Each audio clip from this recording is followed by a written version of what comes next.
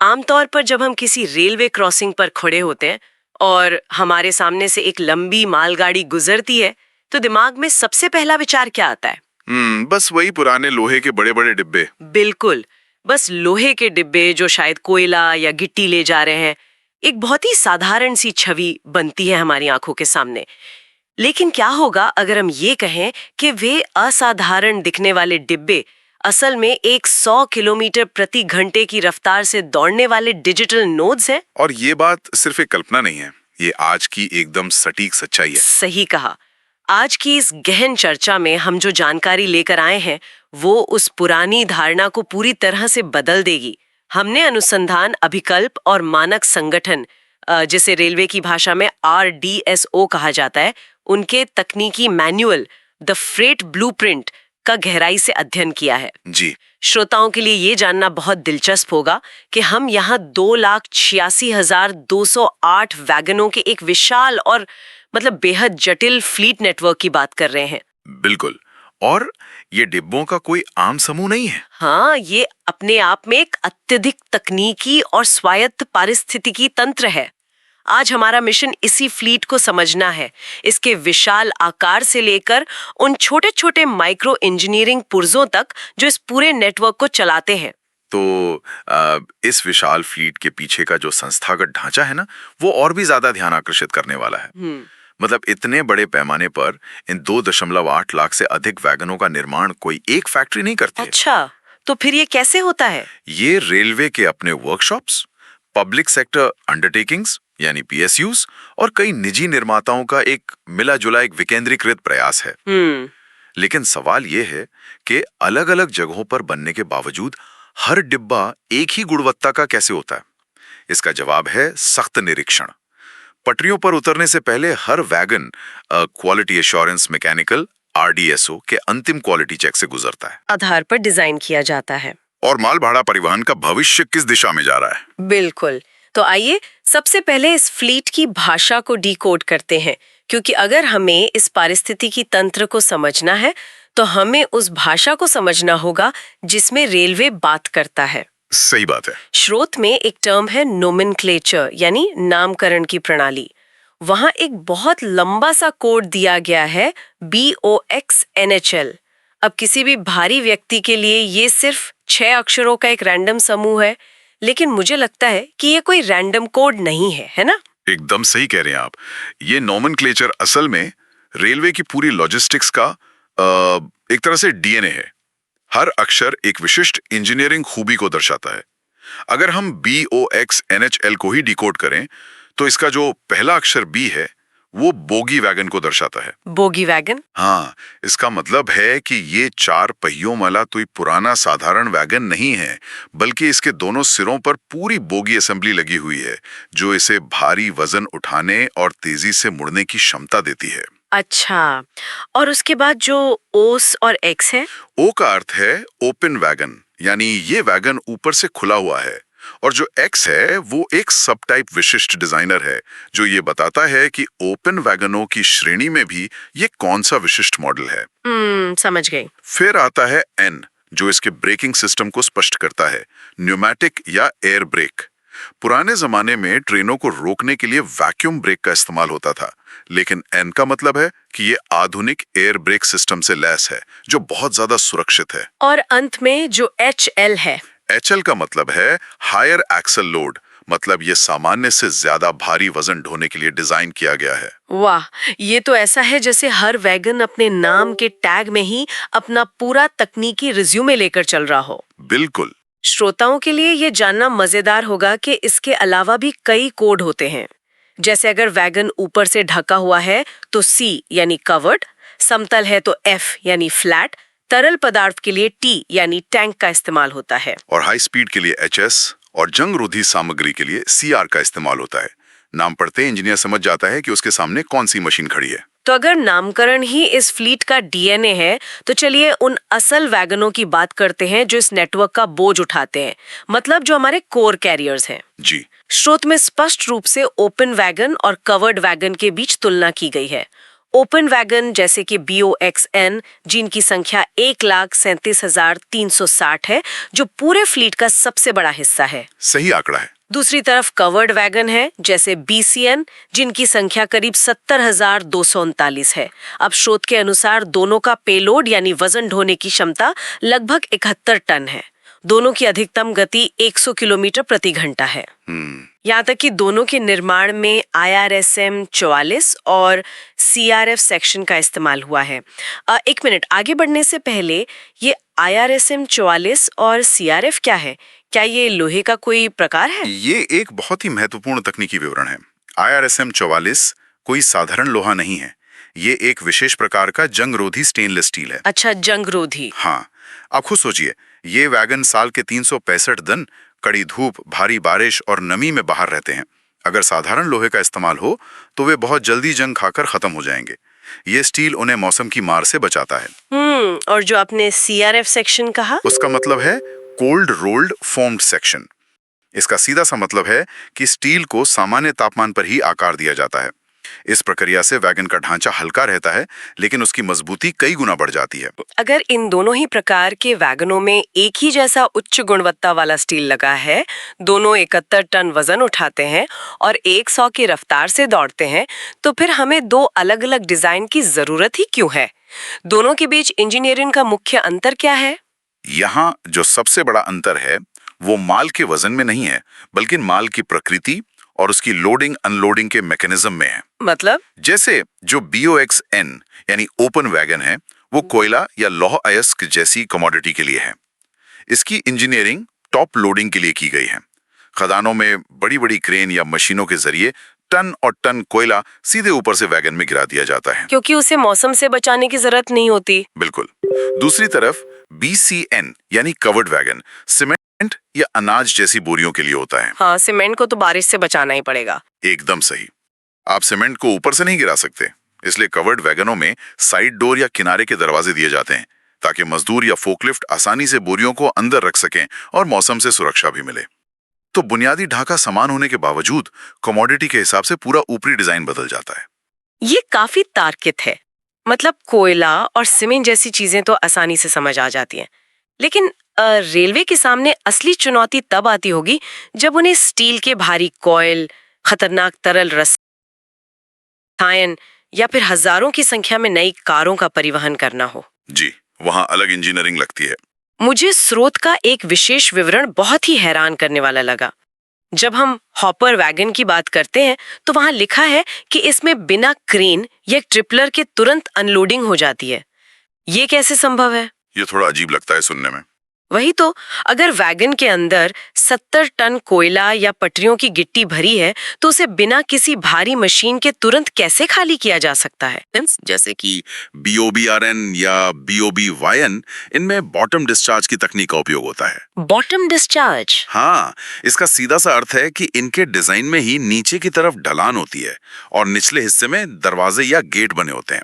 जब ये वैगन अपने गंतव्य पर पहुंचते हैं तो किसी क्रेन की जरूरत नहीं होती, बल्कि गुरुत्वाकर्षण बल यानी ग्रेविटी का इस्तेमाल किया जाता है। अच्छा, तो सारा काम ग्रेविटी खुद कर देती है? बिल्कुल।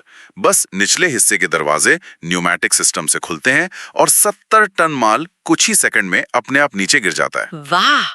थर्मल पावर प्लांट्स में रैपिड डिस्चार्ज के लिए इसी वैगन का इस्तेमाल होता है, जहां ट्रेन चलते चलते ही कोयला गिरा देती है और पटरियों पर गिट्टी बिछाने के लिए BOBSN का इस्तेमाल होता है, जो साइड डिस्चार्ज करता है। वैगन्स जैसे BRNA या BFNS, इनकी सबसे बड़ी विशेषता उनका पेलोड टू टेयर अनुपात है। पेलोड टू टेयर? हाँ, टेयर का मतलब है खाली वैगन का अपना वजन, और पेलोड यानी वो कितना माल उठा सकता है। फ्लैट वैगनों को इस तरह डिजाइन किया जाता है कि उनका अपना वजन बहुत कम हो, लेकिन उनका फ्रेम इतना मजबूत हो कि वो अपने वजन से कई गुना ज्यादा भारी माल उठा सकें। अच्छा, ताकि भारी स्टील कॉइल्स रखे जा सकें। जी, जैसे BFNS M विशेष रूप से भारी स्टील कॉइल्स के लिए बना है, जिसमें खास ग्रूव्स या खांचे होते हैं ताकि ट्रेन के मुड़ने या रुकने पर वे भारी कॉइल्स अपनी जगह से बिल्कुल न खिसकें। रुकिए, जब हम वजन कम करने और ढांचा मजबूत करने की बात कर रहे हैं तो मुझे टैंक वैगन्स के बारे में एक सवाल पूछना है। जी पूछिए। स्रोत में लिक्विड ढोने वाले BTPN वैगन का जिक्र है। लेकिन वहाँ एक नई तकनीक का उल्लेख है, BTFLN का फ्रेमलेस डिजाइन। मैं इसे समझने की कोशिश कर रही हूँ। आमतौर पर किसी भी भारी वाहन का एक मजबूत बेस या चैसिस होता है जिस पर पूरा वजन टिका होता है। तो बिना फ्रेम के कोई वाहन कैसे चल सकता है, खासकर जब वो हजारों लीटर ज्वलनशील पेट्रोलियम ले जा रहा हो? क्या फ्रेमलेस डिजाइन से दुर्घटना के समय उसके बीच से टूट जाने का खतरा नहीं बढ़ जाता? ये बहुत ही लाजमी सवाल है। सुनने में ये थोड़ा अजीब लगता है कि इतने भारी वाहन में चैसिस ही ना हो। हाँ। पारंपरिक वैगनों में एक भारी अंडरफ्रेम होता है जो ट्रेन के चलने पर लगने वाले खिंचाव और रुकने पर लगने वाले झटके को सहता है। लेकिन इस टैंक वैगन में इंजीनियरों ने एक अलग ही रास्ता चुना। उन्होंने अंडरफ्रेम को पूरी तरह हटा दिया। तो फिर झटके कौन सहता है? खुद वो बैरल जिसमें तरल पदार्थ भरा होता है। क्या बात कर रहे हैं? सच में बैरल की धातुओं की संरचना और उसकी वेल्डिंग को इतना मजबूत और विशेष रूप से डिजाइन किया जाता है कि वो न सिर्फ तरल पदार्थ को सुरक्षित रखे बल्कि ट्रेन के सारे झटके और खिंचाव भी खुद ही सह लें। अच्छा। वो बैरल ही फ्रेम का काम करता है। ये कोई कमजोरी नहीं बल्कि एक अत्यधिक सुरक्षित सेल्फ सपोर्टिंग संरचना है। इसका सबसे बड़ा फायदा यह है कि भारी फ्रेम हट जाने से वैगन का अपना वजन कई टन कम हो जाता है। अब उसी एक्सल लिमिट के भीतर हम कई हजार लीटर ज्यादा पेट्रोलियम ले जा सकते हैं। अद्भुत। मतलब सुरक्षा से कोई समझौता किए बिना पेलोड क्षमता को बढ़ा दिया। इसी तरह स्पेस यानी जगह को अधिकतम करने का एक और बेहतरीन उदाहरण स्रोत में है। ऑटो कार वैगन्स जैसे BCA, CBM या BCCN। हाँ, क्योंकि जब हम नई कारों या ऑटोमोबाइल के परिवहन की बात करते हैं तो वहाँ वजन की समस्या नहीं होती बल्कि वॉल्यूम या जगह की चुनौती होती है। इसलिए इन वैगनों में डबल डेकर लोडिंग की सुविधा होती है। Double decker? जी, और सबसे दिलचस्प फीचर है इनका मूवेबल मिडिल डेक। ये कैसे काम करता है? ये बीच का डेक हाइड्रोलिक रूप से ऊपर या नीचे किया जा सकता है। मान लीजिए आपको छोटी हैचबैक कारें भेजनी है तो डेक की ऊंचाई अलग होगी। अगर बड़ी SUV भेजनी है तो डेक को एडजस्ट किया जा सकता है। वाह, ये तो बहुत स्मार्ट है। और क्योंकि इन्हें भारी वजन नहीं बल्कि ज्यादा जगह घेरने वाला माल ढोना है, इसलिए इनमें एक विशेष प्रकार की LCCF बोगी का उपयोग होता है। LCCF यानी लो वेट कास्ट स्टील फ्रेम। ये बोगी हल्की होती है जो 100 किलोमीटर प्रति घंटे की गति से कारों को सुरक्षित पहुंचाती है। अब यहाँ से मुझे लगता है कि हमें उस हिस्से पर आना चाहिए जो इस पूरी भारी भरकम संरचना को असल में पटरी पर टिकाए रखता है। हमने वैगन के ऊपरी हिस्से, उसके डिजाइन और पेलोड की बात कर ली। बिल्कुल। लेकिन 71 टन के पेलोड को 100 किलोमीटर प्रति घंटे की रफ्तार से ले जाना और फिर उसे सुरक्षित रोकना, ये कोई छोटा काम नहीं है। अगर हम मान लें कि वैगन एक शरीर है तो स्रोत में बार बार उल्लिखित कैसनब और CTRB क्या है? क्या ये उस शरीर के पैर हैं? ये उपमा बहुत सटीक है। अगर वैगन शरीर है तो बोगी उसके पैर हैं। भारतीय रेलवे के मालभाड़ा फ्लीट की जो रीढ़ की हड्डी है वो कैसनब 22 बोगी है। इसके भी कुछ वेरिएंट स्रोत में लिखे हैं जैसे NLB, HS। जी हाँ, HS का मतलब है हाई स्पीड, जो तेज गति के लिए अनुकूलित है। ये बोगियां ही वैगन का पूरा वजन सहती हैं और पटरियों के घुमाव और झटकों को अवशोषित करती हैं। अब जहां हमें 25 टन के सुपर हेवी लोड की जरूरत होती है, वहां रेलवे नवीनतम LWLH 25 बोगी तकनीक का उपयोग कर रहा है। और ये CTRB क्या है? स्रोत कहता है कि इसका वजन सिर्फ 34.3 किलोग्राम है। CTRB का पूरा नाम है कार्ट्रिज टेपर रोलर बियरिंग। आपने साइकिल या मोटर बाइक के पहियों में बियरिंग देखे होंगे। हाँ, बिल्कुल। यहाँ क्लास E CTRB का उपयोग होता है। इसका काम है पहिए के धुरे यानी एक्सल को बॉगी से जोड़ना और ये सुनिश्चित करना कि 100 की स्पीड पर टन और टन का वजन बिना किसी घर्षण के पहियों पर घूमता रहे। सिर्फ 34 किलो का एक पुर्जा इतने बड़े घर्षण को कैसे संभालता है? इसकी बनावट ही इसका रहस्य है। इसमें inner race, outer race, rollers और ग्रीस सील एक कार्ट्रिज के रूप में पैक होते हैं जिससे धूल या पानी अंदर नहीं जा सकता। इसका कप सीधे बॉगी के साइड फ्रेम में एक अडेप्टर के साथ फिट हो जाता है। यही वो छोटा लेकिन बेहद महत्वपूर्ण पुर्जा है जिसके बिना कोई भी ट्रेन अपनी जगह से हिल नहीं सकती। ये सुनकर सच में आश्चर्य होता है कि माइक्रो इंजीनियरिंग का एक छोटा सा हिस्सा इतनी बड़े फ्लीट को चला रहा है। लेकिन गति पकड़ने के बाद सबसे महत्वपूर्ण और शायद सबसे मुश्किल काम होता है उस भारी गति को सुरक्षित तरीके से रोकना। बिल्कुल। स्रोत में ब्रेकिंग सिस्टम के एक बड़े तकनीकी बदलाव की बात की गई है। अंडर फ्रेम माउंटेड से बोगी माउंटेड ब्रेक सिस्टम या जिसे BMBS कहा गया है, ये अपग्रेड क्यों जरूरी था? इसे समझने के लिए मैं आपको एक बहुत ही साधारण सा उदाहरण देता हूँ। मान लीजिए आप एक साइकिल चला रहे हैं और उसके ब्रेक लीवर से निकलने वाला तार पहले पूरे साइकिल के फ्रेम के नीचे नीचे घूमता है और फिर पीछे वाले पहिए तक पहुंचता है। ठीक है। ऐसे में क्या होगा, जब आप ब्रेक लगाएंगे तो वो लंबा तार खींचेगा, कुछ बल फ्रेम में बर्बाद हो जाएगा और पहिए तक ब्रेक पहुंचने में कुछ मिली सेकेंड्स की देरी होगी। और 100 की रफ्तार पर 71 टन वजन के साथ कुछ मिली सेकंड की देरी भी विनाशकारी हो सकती है। एकदम सही। पुराने अंडर फ्रेम माउंटेड सिस्टम में यही होता था। ब्रेक सिलेंडर वैगन के मुख्य ढांचे के नीचे लगा होता था और वहां से लंबी लोहे की छड़ों के जरिए पहियों तक दबाव पहुंचाया जाता था। इसमें ऊर्जा का नुकसान होता था। अच्छा। लेकिन BMBS यानी बोगी माउंटेड ब्रेक सिस्टम में इंजीनियरों ने ब्रेक सिलेंडर को सीधे बोगी पर पहियों के बिल्कुल करीब लगा दिया। मतलब साइकिल का ब्रेक लीवर सीधे पहिए के पास लगा दिया। एकदम सही समझे आप। इसमें 300 मिलीमीटर का ब्रेक सिलेंडर और 75 लीटर का ऑक्सिलरी रिजर्वायर होता है। जब लोको पायलट ब्रेक लगाता है तो भारी शक्ति सीधे और तुरंत पहिए तक पहुंचती है, कोई ऊर्जा बर्बाद नहीं होती। वाह। ये भारी भार और उच्च गति पर तत्काल नियंत्रण के लिए एक क्रांतिकारी बदलाव था।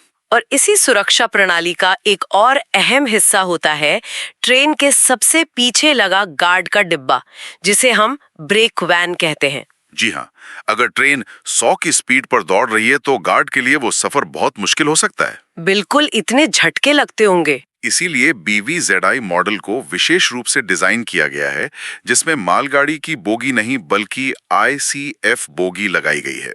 वही बोगी जो यात्री ट्रेनों में इस्तेमाल होती है ताकि गार्ड को झटके कम लगे और आरामदायक सवारी मिल सके। और एक और मॉडल का भी जिक्र है ना? जी, BVCM मॉडल। इसमें कैशनाब 22 HS बोगी के साथ उन्नत सुविधाएं दी गई हैं। ये सारी इंजीनियरिंग और तकनीकी प्रगति अपनी जगह बिल्कुल सही है। हमने लोहे के डिब्बे से लेकर उसके ब्रेक और बेयरिंग तक सब समझ लिया, लेकिन अब एक बहुत ही व्यवहारिक सवाल उठता है। जी बताइए। जब मैं वापस उस बड़े आंकड़े पर जाती हूँ, 2,86,208 वैगन, तो ये सोचना भी डरावना लगता है कि इतनी बड़ी संख्या को मैनेज कैसे किया जाता होगा। कोई वैगन मुंबई में है, कोई गुवाहाटी में। स्रोत में दृश्य प्रबंधन और डिजिटल पहचान का विस्तार से वर्णन है। हमने अक्सर वैगनों को अलग अलग रंगों में रंगा हुआ देखा है और उन पर 11 अंकों के नंबर लिखे होते हैं। क्या ये रंग सिर्फ सुंदरता के लिए है? बिल्कुल नहीं। रेलवे में कुछ भी सिर्फ सुंदरता के लिए नहीं होता। ये रंग विजुअल मैनेजमेंट का बहुत ही स्मार्ट तरीका है। उदाहरण के लिए जेंशियन ब्लू, या जिसे हम फिरोजी रंग कहते हैं, वो अब भारतीय रेलवे के स्वामित्व वाले नए वैगनों के लिए मानक रंग बन गया है। जैसे BCNA, HSM-1 या BOXN-HL। जी। और मैंने कुछ वैगन गहरे स्लेटी या लाल रंग के भी देखे हैं। उनका क्या मतलब है? वो निजी स्वामित्व वाले वैगन होते हैं। स्रोत में GPIS का जिक्र है, general purpose wagon investment scheme. इस योजना के तहत निजी कंपनियां भी रेलवे के वैगन खरीद सकती हैं और चला सकती हैं। अच्छा, तो उन्हें अलग रंग दिया जाता है? हाँ, ऐसे वैगनों को ब्लैक ग्रे रंग में रंगा जाता है और सिग्नल रेड रंग का उपयोग अन्य विशिष्ट निजी स्वामित्व वाले वैगन्स के लिए होता है। सिर्फ रंग देखकर ही कोई भी फ्लीट मैनेजर दूर से पहचान सकता है कि ये वैगन रेलवे का है या किसी प्राइवेट कंपनी का। ये तो हुई दूर से पहचानने की बात, लेकिन वो जो 11 अंकों का नंबर है, मैंने अक्सर स्टेशनों पर उन नंबरों को देखा है, लेकिन स्रोत उसे टॉयज नंबरिंग प्रणाली कहता है। ये कोई डिजिटल एल्गोरिदम है क्या? हाँ, ये 11वां अंकों की प्रणाली हर वैगन का एक तरह से आधार कार्ड है। टॉयज असल में एक एक्रोनिम है। इसे ऐसे समझें, T का मतलब है टाइप ऑफ वैगन, जो पहले 2 अंकों से दर्शाया जाता है। ठीक है। O का मतलब है ओनिंग रेलवे, यानी स्वामित्व वाला रेलवे जोन, ये अगले 2 अंक हैं। फिर Y का मतलब है ईयर ऑफ मैन्युफैक्चर, जो निर्माण वर्ष के अगले 2 अंक हैं। और S का मतलब है सीरियल नंबर, जो 4 अंकों का होता है। रुकिए, ये तो कुल 10 अंक हुए। 11वां अंक क्या है? यही इस पूरी प्रणाली का सबसे शानदार हिस्सा है। 11वां अंक चेक डिजिट होता है। कल्पना कीजिए, रात के 2 बज रहे हैं, कड़ाके की ठंड है और एक रेलवे कर्मचारी स्टेशन पे खड़े होकर एक लंबी मालगाड़ी के नंबर अपने कंप्यूटर में दर्ज कर रहा है। नींद और थकान में अगर वो 10 अंकों के नंबर में 5 की जगह हल्ती से 6 टाइप कर दे तो क्या होगा? वो वैगन सिस्टम में कहीं खो जाएगा। बिल्कुल, मानवी भूल तो हो ही सकती है। इसी मानवीय भूल को पकड़ने के लिए ये 11वां अंक होता है। ये कोई साधारण अंक नहीं है, ये पहले 10 अंकों पर चलाए गए एक 6 चरणीय गणितीय एल्गोरिदम का परिणाम होता है। अच्छा। जैसे ही वो कर्मचारी गलती से 5 की जगह 6 टाइप करेगा, पहले 10 अंकों का गणितीय समीकरण 11वें अंक से मेल नहीं खाएगा। कंप्यूटर का सिस्टम तुरंत लाल रंग का एरर दिखा देगा और उस गलत एंट्री को स्वीकार ही नहीं करेगा। वाह, ये तो वाकई कमाल की तकनीक है। मतलब एक छोटा सा अंक पूरे डेटाबेस को करप्ट होने से बचा लेता है। जी। लेकिन स्रोत ये भी कहता है कि रेलवे अब इस मैनुअल एंट्री से भी आगे निकल चुका है। वहां RFID ऑटोमेशन की चर्चा है। क्या अब इंसान को नंबर देखने की जरूरत ही नहीं पड़ेगी? बिल्कुल, यही भविष्य है और ये शुरू भी हो चुका है। अब प्रत्येक मालगाड़ी स्टॉक पर रेडियो फ्रीक्वेंसी आइडेंटिफिकेशन यानी RFID टैग लगाया जा रहा है। पटरियों के किनारे खास सेंसर या ट्रैक साइड रीडर्स लगाए गए हैं। अब रात के 2 बजे किसी कर्मचारी को ठंड में खड़े होने की जरूरत नहीं है। जब कोई मालगाड़ी 100 किलोमीटर प्रति घंटे की तेज गति से भी इन सेंसर्स के पास से गुजरती है, तो वे सेंसर पलक झपकते ही सारे वैगनों का डेटा कंप्यूटर सर्वर को भेज देते हैं। तो इसका सीधा असर हमारे लॉजिस्टिक्स और सप्लाई चेन पर क्या पड़ता है? इसका असर सच में क्रांतिकारी है। हमें ये पता होता है कि कौन सा वैगन किस ट्रैक पर किस दिशा में जा रहा है। इससे हमें सटीक टर्न अराउंड समय मिलता है, परिसंपत्तियों की रियल टाइम ट्रैकिंग होती है और पूरे देश के लिए माल की आवाजाही की योजना बनाना 100% सटीक हो जाता है। ये सब समझने के बाद अगर हम माल भाड़ा इंजीनियरिंग के पूरे विकास क्रम को देखें, जो स्रोत में फेज 1 से लेकर फेज 4 तक समेटा गया है, तो ये यात्रा वाकई किसी विज्ञान कथा जैसी लगती है। बिल्कुल। फेज 1 जो बेसलाइन कैपेसिटी का दौर था, जहां वजन सहने की क्षमता कम थी, ब्रेक धीमे थे और हर वैगन को इंसान मैनुअल रूप से ट्रैक करता था। जी। फिर आया फेज 2 मटेरियल अपग्रेड, जहां जंग से लड़ने के लिए स्टेनलेस स्टील का इस्तेमाल शुरू हुआ और ढांचा मजबूत हुआ। उसके बाद फेज 3 हाई स्पीड का दौर, जिसमें बॉगी माउंटेड ब्रेक और 100 किलोमीटर प्रति घंटे की रफ्तार शामिल हुई। और आज हम फेज 4 में हैं। हाँ, स्मार्ट फ्लीट, जहां हमारे पास भारी वजन सहने वाला फ्रेमलेस डिजाइन है, ग्रेविटी से काम करने वाला बॉटम डिस्चार्ज है और 11 डिजिट के गणितीय एल्गोरिदम के साथ RFID इंटीग्रेशन है। एकदम सटीक सारांश है ये। इस पूरी चर्चा का सबसे बड़ा निष्कर्ष यही है कि आज का भारतीय रेलवे वैगन सिर्फ एक लोहे का डिब्बा नहीं है, बल्कि एक उच्च इंजीनियरिंग, वायुगतिकीय और डिजिटल रूप से ट्रैक की जाने वाली लॉजिस्टिक संपत्ति है। बिल्कुल। और इस विस्तृत विश्लेषण के अंत में स्रोत में मौजूद तथ्यों के आधार पर ही एक विचार जो श्रोताओं को जरूर सोचना चाहिए। जी बताइए। एक बार इस पूरी विकास यात्रा पर दोबारा नजर डालिए। मैनुअल ट्रैकिंग से लेकर RFID और सेंसर वाले इस सफर को देखें।